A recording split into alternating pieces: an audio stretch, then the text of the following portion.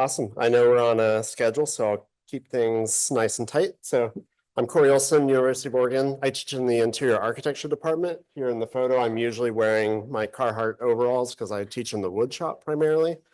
So this is a continuation of work that I started with Linda Zimmer. If you've been to the symposium in years past, you've probably seen and or remembered some of our work. But in its new iteration, I'm actually going to be working with Dylan, and Dylan spoke this morning, and he's going to speak again in a little while.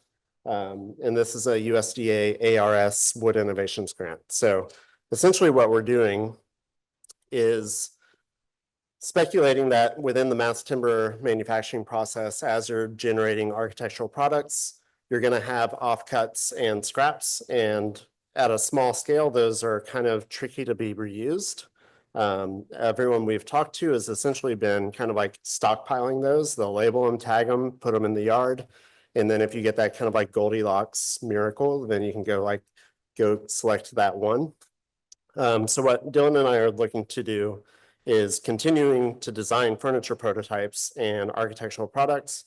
But then also, I think our big push now is going to be essentially building a library of component parts and taking that idea of a library of component parts and then working towards kind of an ideal version would be a turnkey automation where we could provide furniture designs to mass timber manufacturers, and they could essentially just plug them right into their product nesting as they're working on panels. So we've got a few kind of feelers out working with some local businesses to actually engage on that.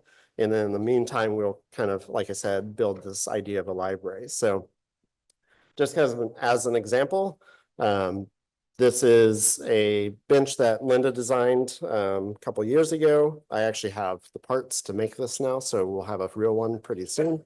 But here, the components can essentially be nested anywhere within a panel, and these are ranging from size to kind of like the size of a football up to the size of a tabletop. So the designs themselves are also parametric. So if you have, let's say, a 30-foot long run that was a panel trim, then you can actually make a 30-foot long bench, and that can essentially shift and adjust based off of what you have available. So here, just kind of an example of what those parts can then turn into. Within that idea and the logic of the library, we're also going to be looking towards kind of an optimizing around different thicknesses. So if you have a 4-inch or a 105 millimeter, we have a design that fits that parameter. But then if you have, let's say, a 3-inch, we could also adjust the design to accommodate that and then kind of work within a set level of increments. So again, we've been producing these as the earlier grant, and then we'll essentially kind of build off of these and continue. So this one we called the suitcase, because the little version you can literally kind of like roll around. It's actually at Emmerson, so y'all get to see that in a little bit, and then the longer version. And then we were also kind of looking towards generating kind of families or collections. So this we kind of dubbed the capsule collection because you got this kind of like pill shape. If you're at the Mass Timber conference up in Portland, you might have actually seen these at the Oregon booth.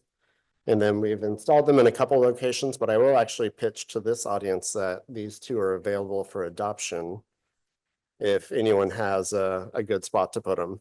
We've been showing them outside, but of course we would love to see them in an interior as well. So like I said, I'll keep it nice and tight and brief. So that's kind of the pitch of the research. And then really, as Dylan and I work towards that idea of like the library and kind of plugging in, what we really want to get to is component parts, associated tool paths, automation that can plug right into a panel CNC, so that the CNC operator isn't the one that's having to like sit there and kind of necessarily program every single move. We can provide a lot of that for them.